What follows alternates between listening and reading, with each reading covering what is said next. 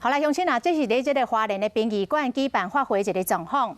咱继续来看这个火车摆马涉嫌重大的李义祥被裁为是讲规人一红踢破。当时，伊所驶的工程车的副驾驶座，阁有坐另外一个穿白衫的男子，逃亡6天，昨暝伫花莲，互警方来逮捕。原来是一个26岁越南籍逃走的移工，外号叫做阿好啊。哪像有协助着李义祥来进行着工程？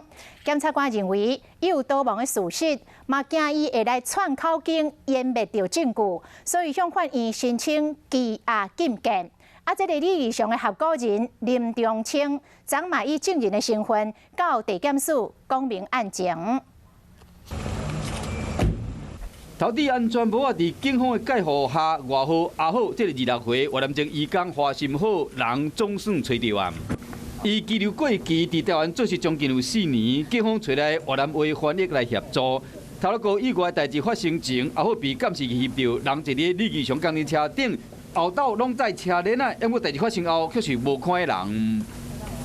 经检察官讯问之后，认为有逃亡的事实，有勾串灭证之余，所以已经向法院申请羁押禁见。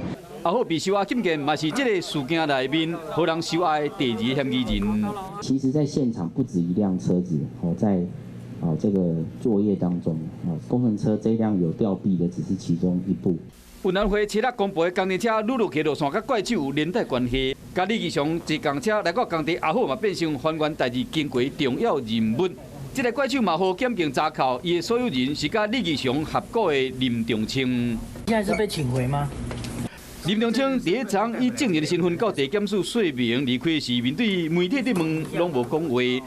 随着关键的人物一直到案，这意外发生的原因嘛愈来愈清楚。